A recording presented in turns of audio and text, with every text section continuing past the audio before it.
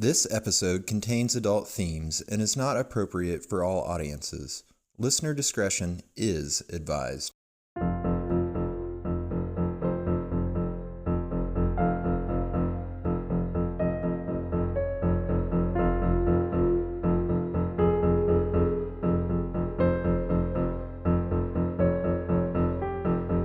Hello, the world.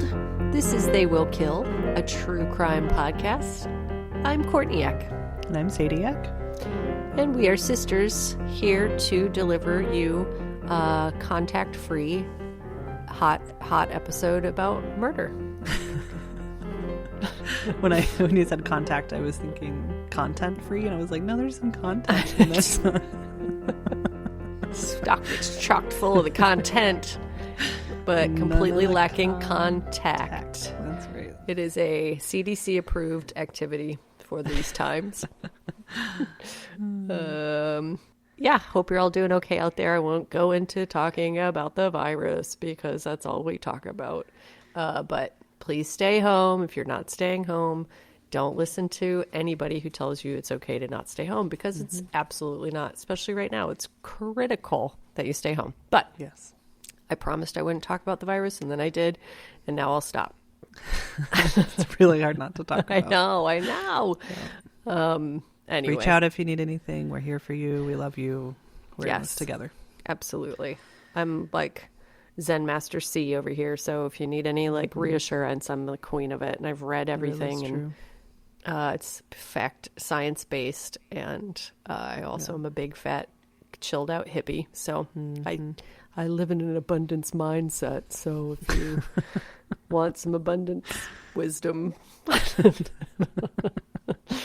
They don't right now, Courtney. They don't. My tip that I'll offer out is, if you're feeling really anxious and you're on Facebook, get the fuck off of Facebook. It has changed my life. Yep. You can stay informed in so many other ways. Facebook just is so scary right now. So I did that, and I'm a whole different person. Yeah, I'm still able to, know what's happening, and then I don't have to feel constant panic. Yeah, no, the rules haven't changed. Yeah, it's very simple. Stay home, wash your hands constantly, sanitize things you bring in your house. Don't leave unless it's absolutely necessary, and wait and enjoy your family and enjoy your podcasts and your television and your books. No. Anyway, we said we weren't going to talk about it, so we should stop. Fuck, we just talked about it for a solid 2.5 minutes. So sorry. Now that we've broken all of our promises to you and fully gained your trust, take it away, Sadie. Thanks. Today we're going to talk about the murder of Tanisha Stewart. Tanisha Devon Stewart was born July 10th, 1987. She was one of 6 children and grew up in Aldine, which is a community in the Houston area of Texas. Sadly, her father died when she was just 6 years old. Tanisha was described as having a, quote, electrifying smile, a salty spirit, and a dogged determination to succeed. I love the idea of having, I wish someone said I had a salty spirit. I know. I don't entirely know what that means, but I love everything about it. I do too. She managed the girls' basketball team. When the coach asked her to try out for the team instead of manage it, Tanisha told the coach, quote, "Oh no, coach, I don't like to sweat." I'm going to tell you guys right now that I love Tanisha, and I'm really sad that she was murdered. She just seemed like an incredible woman. Yeah, that's the problem with true crime in general, getting attached to people and just hoping that somehow the story's going to change, knowing full well it's not. But I love her already, and it's I do too. Only 3 sentences into explaining her. I was really feeling her throughout the research, getting trying to get to know her as much as I could. So she didn't like to sweat, and she also participated in lots of other extracurricular activities. Awesome. In school. The principal at her high school described Tanisha as being serious about her future, saying, quote, "I've had millions of interactions with thousands of kids, and I can honestly tell you I have never met a more determined graduate. She had a plan. She did something each and every day to reach her goals. She would even go so far as to remind school administrators what they needed to do on their end to help her graduate and go to college. Oh my God, I love her so much. No. If I had just even an ounce of her. Shit, I was that kid. I'm not anymore. Like, I'm so much more laid back than I was when I was a teenager. But I was a teenager. I was definitely bossing the teachers and administrators. I thought I knew it all, so I can fully relate, and I love it. I love it. I do too. So she graduated from her high school in the top 10% of her class, and in 2005 she was one of 15 students out of hundreds of applicants to win the Linda Laurel Scholarship for the Houston area students from disadvantaged backgrounds. Good for her. Yeah, she was accepted to Texas A&M University. Wow. And decided to major in civil and chemical engineering. Jesus Christ. That's such a good school, and that's such a good major. I know. She was incredible. When Tanisha was 16 and still in high school, she met and started dating a 24-year-old man named Timothy Wayne Shepard. Oh, no. 24. Yeah. Despite the age difference and knowing Shepard was also a father, Tanisha's mother, Gail Shields, thought he was a pretty good guy. He was very smart and good with computers. She noticed that he was a little possessive of Tanisha, but at first that didn't worry her. Mm-hmm. Pretty quickly, cracks started to show in the relationship. One day, Tanisha's sister Kayla was in the car with a couple when a young man called Tanisha's phone. Shepard got jealous. He grabbed Tanisha's shoulders and shook her. Mm-mm. Another time, Kayla remembers seeing a bruise on Tanisha's arm.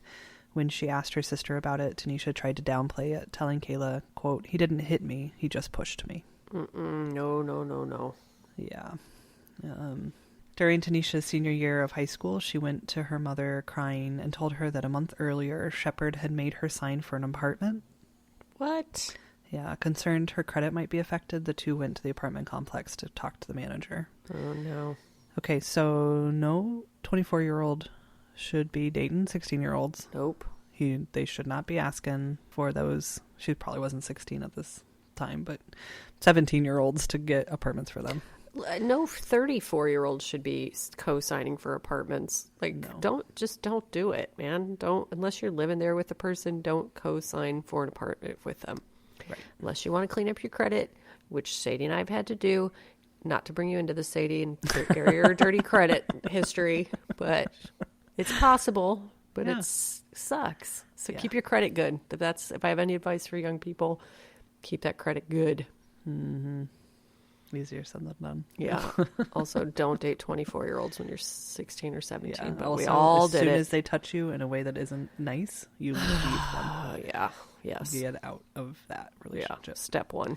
So they went inside the apartment where Shepard had put some of Tanisha's clothes in the bathtub and let the water run until it was overflowing and soaking the carpet. Why? I'll tell you. Okay. Several of the walls were painted red with spray paint. Oh, no. Tanisha told her mom that Shepard was angry at her for being busy and spending too much time with schoolwork and scholarship applications. Oh, my God. So he's being a total baby. Total baby. He thought she wasn't spending enough time with him. Jesus Christ. In our friend group, we call that a porch powder. You know, like when you're in high school and like the guy gets the girl that he likes isn't paying attention to him. And then he goes and sits on the porch and like just pouts or plays guitar if there's one available. Yeah, that's some porch pouting bullshit. Big time. It's the Yeah. biggest pet peeve. Yeah. After this, Gail thought the relationship was over, but it continued without her knowledge. She thinks Tanisha kept things quiet because of fear her family, her older brothers in particular, wouldn't approve. Mm-hmm. Gail realized they were still together when Tanisha asked if she could invite Shepard to her high school graduation family dinner celebration. Mm-hmm. Gail reluctantly agreed and assumed that the relationship would end for good once Tanisha went to college. Yeah, I bet. It's holding her breath for that. Yeah. When Shepard arrived at the dinner, the older brothers gave him a hard time for being so much older than Tanisha. Shepard got scared and left the dinner early. Oh, wow. The relationship between the two continued even when Tanisha left for college. Texas A&M is only about 20 miles from the neighborhood where Tanisha grew up, so it was easy for them to stay connected. Right. Tanisha's college roommate, her name was Lindsay, said that Shepard would call her over and over and over again. Tanisha would often hang up on him, hoping that he would stop calling. The calls did stop briefly when Tanisha started dating a new guy from a neighboring college, but as spring break approached, the phone calls started again. Tanisha mentioned to Lindsay that she was afraid to go back home for spring break because Shepard was angry with her. Despite these fears, Tanisha went home anyway. I mean, that is just worst case scenario. Like, let a girl go to college. Yeah. Selfish bastard. I know. Well, let a girl go to college. Let her do well in school. Let her apply for applications and scholarships. It's just... yeah. Insecure, selfish, porch pouting. Abusive bullshit. Yeah. Like, grow up. Yeah. So Tanisha spent the first few days of her spring break with her mom and then left on March 13th to spend the last few days with her friends. After spending time doing as she planned, for unknown reasons, she decided to see Shepard. Of course. He picked Tanisha up from her friend's apartment early on the morning of March 15th. She left without her cell phone and told her friend Lois that she would return later that day. Tanisha never returned to Lois's apartment, and she did not show up for a concert she was supposed to attend with friends later that night. Mm-hmm. When Tanisha didn't return, Lois eventually contacted Tanisha's family. It was later determined that Tanisha's younger sister was the last to speak with her at about noon on March 15th. At that time, she learned that Tanisha was with Shepard. Mm-hmm. Because Gail knew her daughter was planning to spend a few days with friends, she didn't get worried about not hearing from her daughter until March 17th. She spent a few days trying to find Tanisha, calling her cell phone, her friends, the hospital. She finally called the police to report her daughter missing on March 19th. So 2 days she looked for her. Yeah, and she hadn't been seen since the 15th. We are not people. I'm in particular not somebody that talks to our parents regularly.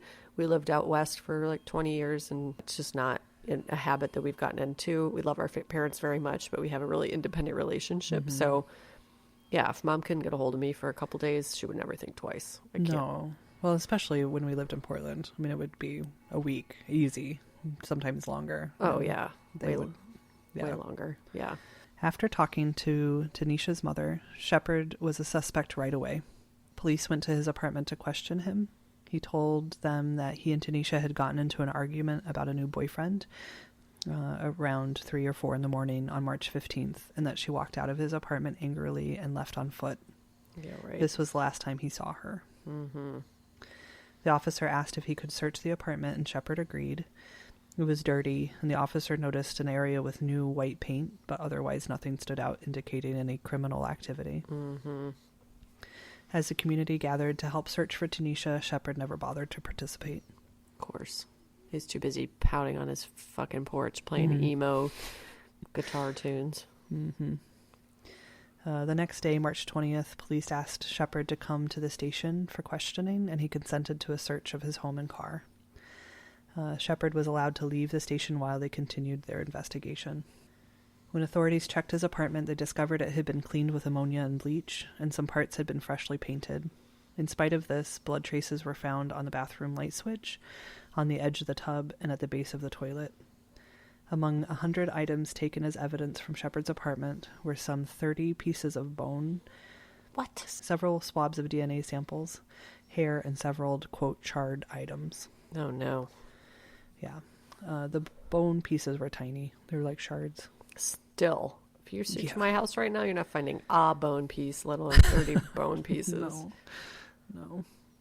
Police also talked to people close to Shepard, and they tell them that he asked relatives how, quote, would you get rid of someone. Shepard also stated that he, quote, would boil someone and eat them. What? God, okay. True crime people always have this conversation. Like, there's not one among us that's listening right now that hasn't been like, how would you get rid of a dead body? But boil them and eat them is not a standard response. No. The answer is clearly pig farm or bury them under in an open grave. Right. Duh. On March 21st, Quinnell X, a social activist and leader of the New Black Panthers and the New Black Muslim movement, got involved in the search for Tanisha. Mm-hmm. While meeting with the missing woman's family, he received a telephone call from Shepard. Shepard wanted to meet with Quinnell, and he agreed. I feel like if I ever go missing, I would be delighted to know that the head of the Black Panther Party was leading my search. Big time. Quinnell X met him at a nearby motel where they got into his car and drove to Shepard's apartment. Concerned the police might have the planted listening devices, the two went into the apartment bathroom. Inside the bathroom, Shepard became visibly more nervous. Quinnell X asked him, quote, "Are you sure you do not know what happened to the sister?" At that point, Shepard said he did not want to talk in the bathroom and asked if they could leave the apartment and talk outside.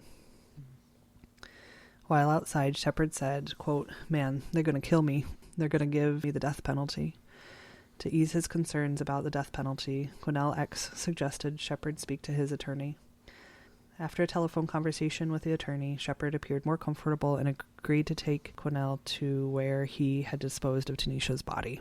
I mean, once again, that guy made swift work of that interrogation.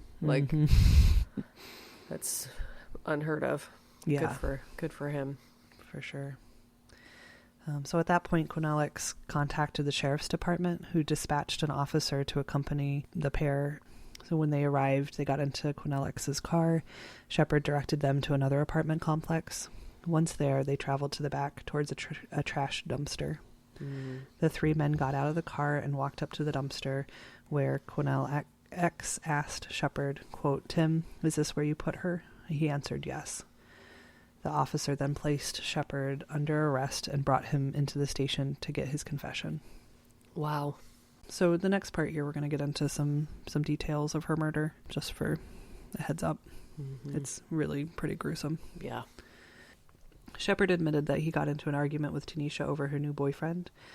He then said that Tanisha swung at him with a knife and nicked his fingers, so he strangled her to death. Yeah, right. Quote, "I snapped," he said. "First, I was afraid she was going to stab me, but then all the animosity for the argument came out." Yeah. I'm so sick of that. Can I just say, I'm so sick of these assholes blaming their victims. Yeah, like this teeny tiny teenager. I thought she was going to kill me, so I killed her first. Like, give me a fucking break, dude. Just take a big, giant, manly step to the right and leave the apartment and move on with your night. Like, go do 24-year-old things and leave her alone. Right, yeah. So Shepard panicked and didn't call 911 because he didn't think anyone would believe his story. Yeah, because they wouldn't. No. He, quote, decided that he needed to cover up his tracks. He went to a nearby hardware store where he bought an electric jigsaw. He then placed Tanisha's body in his apartment's bathtub and dismembered her using the jigsaw he just bought. You want to know how I know your story's not true? Because you were able to dismember a teenage girl's body. Right. Like, if you had actually just fit of rage style strangled her, you don't then dismember her. No, and it gets worse. Oh, good. So using a pair of pliers, he pulled out all of Tanisha's teeth. He then burned the teeth in a smoker grill on his patio, along with some of her body parts. Shepard placed the remaining body parts in a plastic box, which he slid down the stairs, loaded in his car, and eventually threw in an apartment dumpster. After he disposed of Tanisha's body, he proceeded to burn the clothes and shoes that he'd been wearing, as well as the clothing Tanisha had. During the investigation, James Herbert, one of Shepard's neighbors, told police that he saw Tanisha for the last time on March 15th when she was walking up the stairs to Shepard's apartment. Herbert said that he and Shepard frequently barbecued together and that he'd loaned Shepard his barbecue grill. Oh, no. Within a day or so after he last saw Tanisha, Shepard began barbecuing on his patio. According to Herbert, Shepard was barbecuing day and night, which was unusual for him. I mean, it's unusual for anybody. And so this is an apartment complex, right? This isn't just, holy shit. Yeah, in Houston. Oh, my God. Yeah. When Herbert asked if Shepard would give him some of the barbecue, he refused, saying it was for a wedding. This was also unusual because Shepard normally shared his barbecue. Oh, my God. I know. Hang in there. It gets crazier. So Herbert also said that eventually the fire in Shepard's barbecue grill, which was on the second floor apartment patio, got out of control, And Herbert's girlfriend called the fire department. Quote, man. Quote, "The smell was awful," said Herbert, who also became alarmed after seeing a blaze shoot out from the grills. "I was wondering, what is he burning? Not cooking, but burning. There's a difference." He watched as the police and firefighters arrived, and Shepard did not look as though he wanted them inside his apartment, but he eventually allowed them in.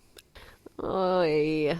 Why would you ever think that was a good way to dispose of a body? Not to dwell on the fact, but like... Yeah, he clearly doesn't understand science, I guess. I don't know that there's no way a barbecue grill is ever going to get hot enough to... I mean, I don't know. I don't know. I don't get it. Yeah.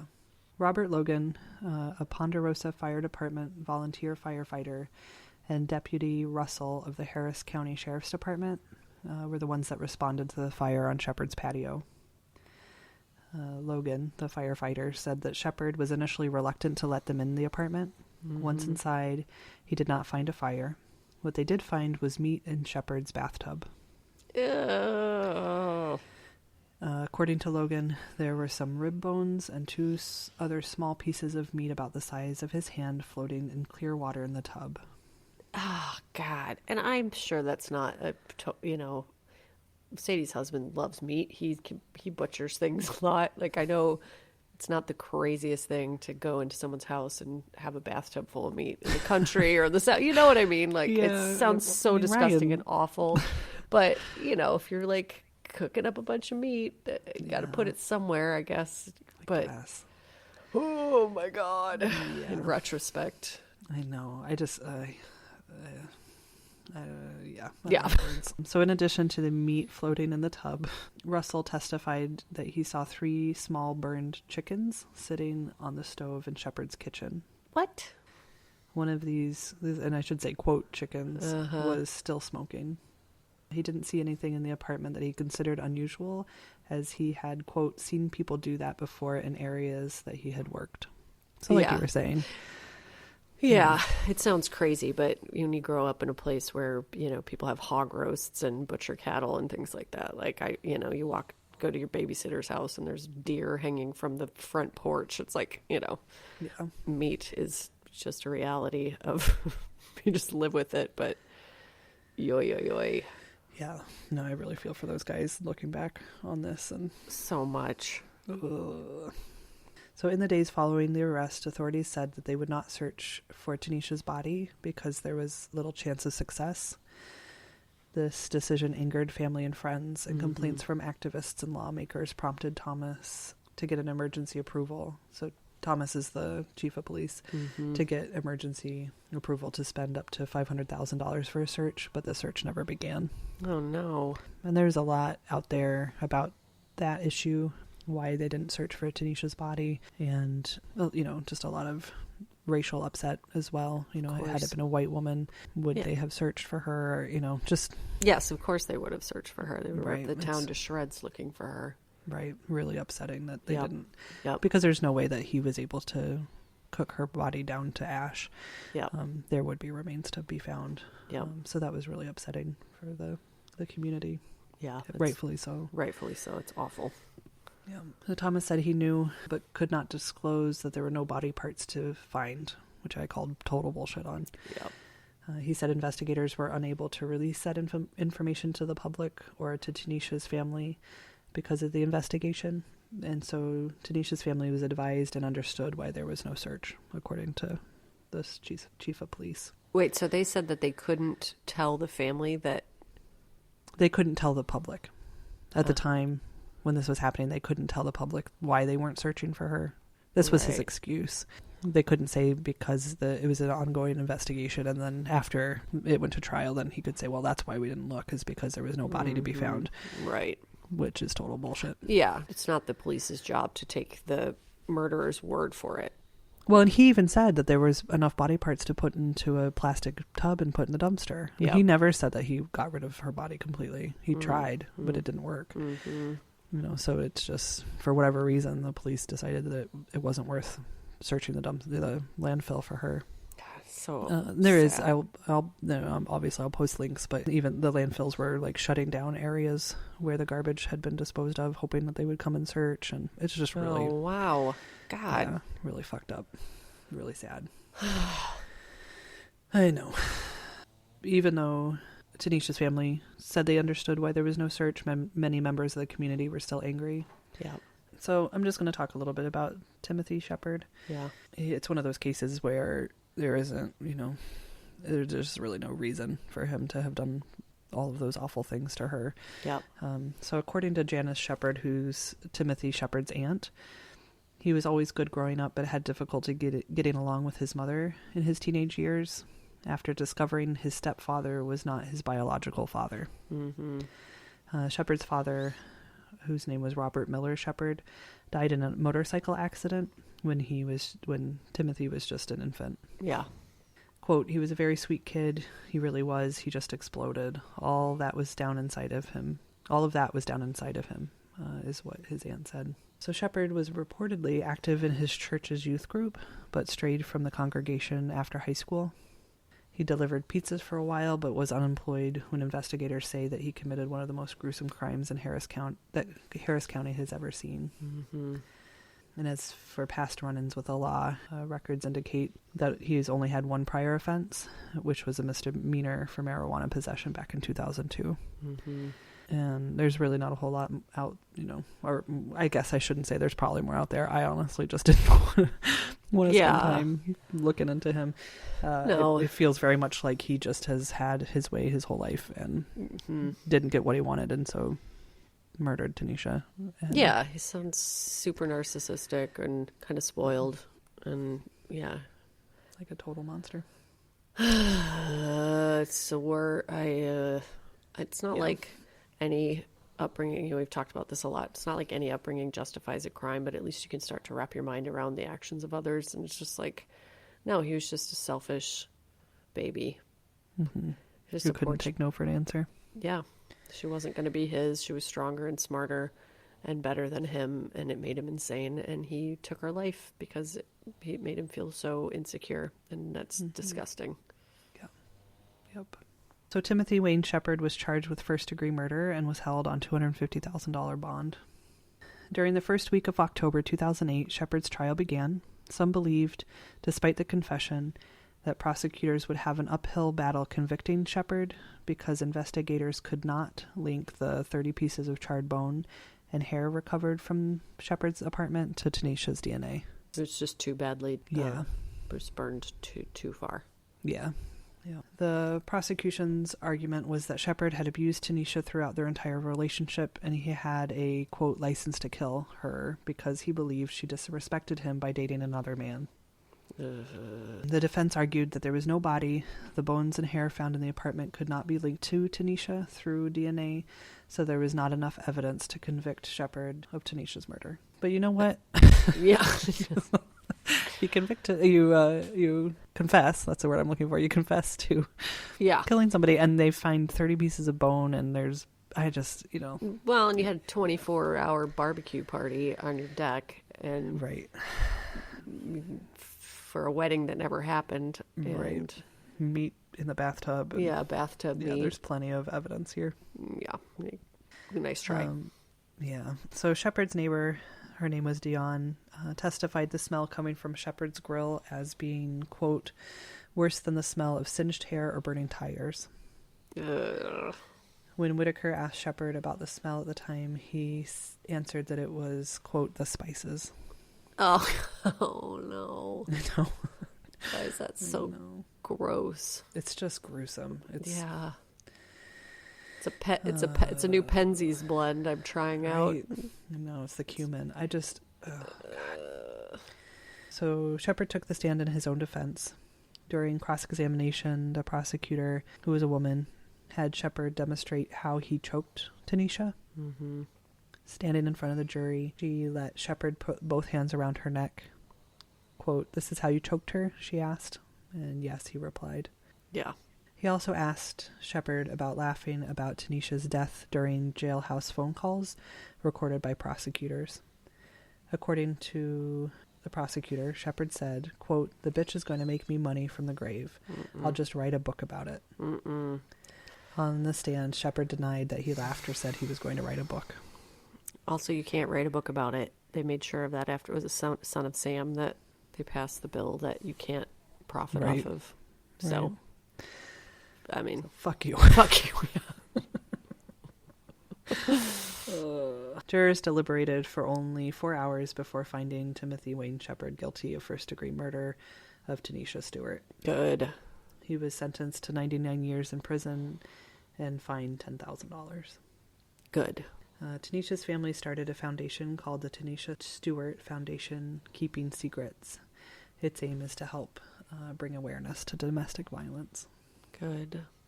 I'll link to it in our show notes. And that is the crazy, awful, fucked up, terrible. Yeah. I need a thesaurus. Just keep going. Just pull awful. It up. All the adjectives. Well, and all these cases break my heart into a billion pieces, but I feel like Tanisha is somebody that we would be really good friends with. And it's so sad.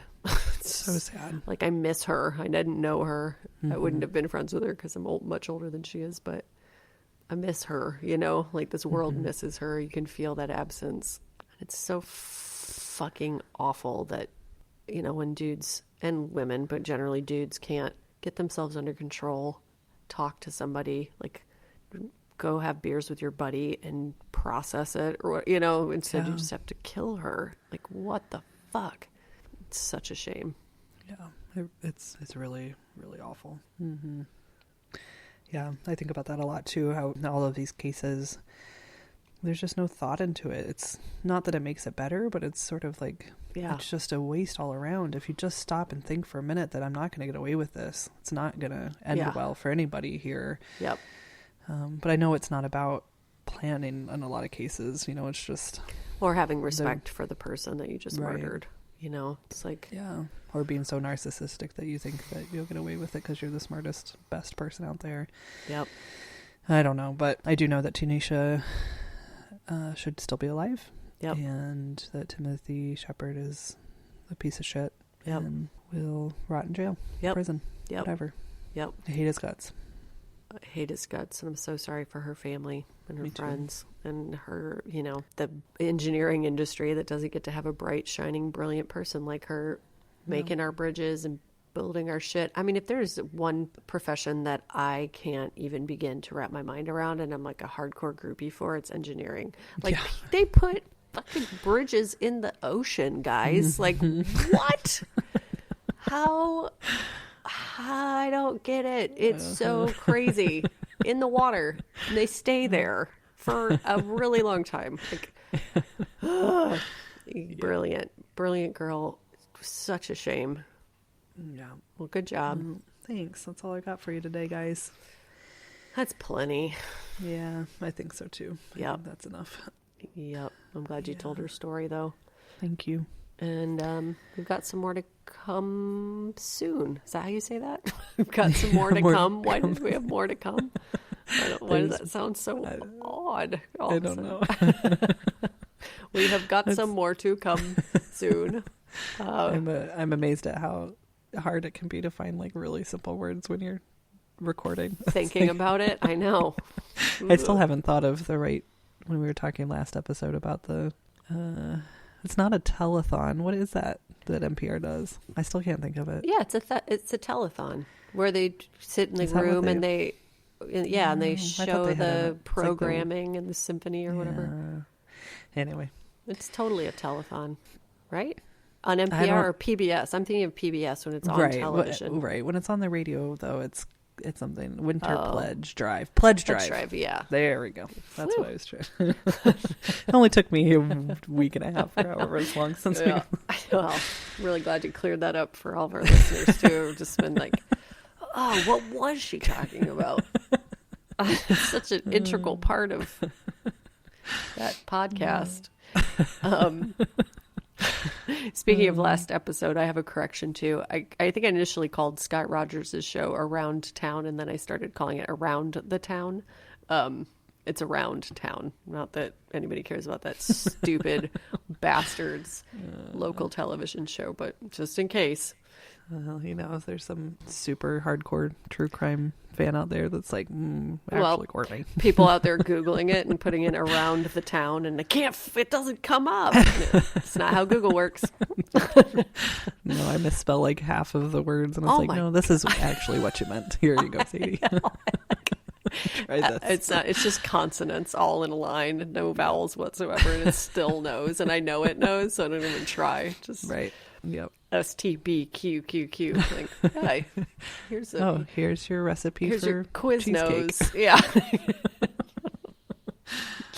Anyway, thank you guys for listening. While we want you to stay on Facebook because it's bad for the world. This is the worst. It's the worst. We'll see how long we keep our Facebook up. We just do it because we want more people to find us. Clearly, if you guys want me to social media splain to you real fast, this is why we're keeping our Facebook up to connect to other people. Yeah. Yes, to limit your time on Facebook, but if you must go on there, just go directly to our page, which is They Will Kill. It's also They Will Kill on Instagram and Twitter. Our website is theywillkill.com, and you can email us for all your questions relating to keeping an abundance mindset at theywillkillpodcast@gmail.com. Please rate, review, subscribe. Yes. So that we can be so popular. Yeah. Still want my free HelloFreshes, so yeah, man. Keep pushing us in that direction. Speaking of which, mine didn't arrive today. This is a pandemic, people. I need my food at my front doorstep when I expect it to be there. Yeah. They call the hotline. I'm just kidding. That is a total joke, you guys. I am so amazed that anything is still up and running. And thank you to the people who are doing anything in their power to keep anything on the shelves or anything coming to my house. I cannot thank you enough from the bottom of my heart. I need to start putting out presents. I'm actually going to do that next time I have to go to the grocery store. I'm not taking any unnecessary trips, but next time I go to the grocery store, I'm going to get some nice things to put out when I know there's an Amazon delivery coming and sanitize them and put them in a bag and whatever. But you guys are the best. I am so grateful. So grateful. I know I went and did my click list order to pick up groceries. I don't even have to go in the grocery store. Thank you guys. Thank you. But he came up and he had these bags of food. He's like, here, we just have these for free. Here you go. And it was like a whole meal kit. Oh my God. For steak enchiladas. I was like, I don't deserve this. So sweet. Yeah. It's really sweet. It's really sweet. And thank you guys for being out there. Yep. And do your parts whenever you can. Stuff like that. I mean, I'm making masks, sewing masks. That's something I didn't, as of 2 weeks ago, never thought I would ever do in my life. No. But, if you have an opportunity, if you're in a place of privilege like I am, where you have the time, the energy, the resources, please share in whatever way you can. Yeah. And here we are, promising we wouldn't talk about the pandemic. This is nice stuff, though. This is a nice part of it. Yeah. I know. We're not talking about the scary, awful parts of it, or the annoying hand washing. I'm actually kind of getting into it today. I was like, oh, it gets so foamy when you do it for 20 seconds. For some reason, my hands generally aren't too dry, but my wrists are really dry. So I guess I never washed my wrists this much. You're having an allergic reaction to cleanliness. It's flaring up. I've never had this experience. Anyway, yep. Thank you, the world. Thank you for those people who are being helpers and being lovely people. And it's awful and fucking weird as this time is. There's so many beautiful things happening all day, every day, and it's touching me to the bottom of my soul. Yep. So for that, I'm grateful. For the rest of it, nah. But not so much. Yeah, it's nice to focus on those bright, shining moments in the midst of all the craziness. Yeah. I agree. Also, thank you to AJ Bergens. Speaking of bright, shining moments, AJ and Bergens stars. is a he's bright, a shining real moment. Hero. He is. Thank you so much for our music. Yep. And he's working in a medical facility production place too, right? He works in a warehouse. He is actually a hero. So thank you. He for really that. is. Yeah. So thank you, AJ. Not just for music, but for getting the medical stuff out there that people need. Yep. Desperately. It's huge. And remember, don't make me sing again. So I was just going to start singing Justin Bieber's new album. It's really good. And remember to watch Justin Bieber's Seasons, I believe it's called on YouTube, is actually really good too. And remember, support Justin Bieber during these hard times. He actually has been on Instagram. I follow him, and I love Justin Bieber. Here it comes. I do. I love him. Seasons is really good though, because he talks a lot about his like mental illness and mental health and drug addiction, and he like really breaks it down. So I'm really proud of him for doing that. But and remember, don't forget Justin Bieber. Don't forget Justin Bieber, guys. He needs us right now. Thank you so much for listening. Thank you so much. Love you guys so much. Talk to you soon.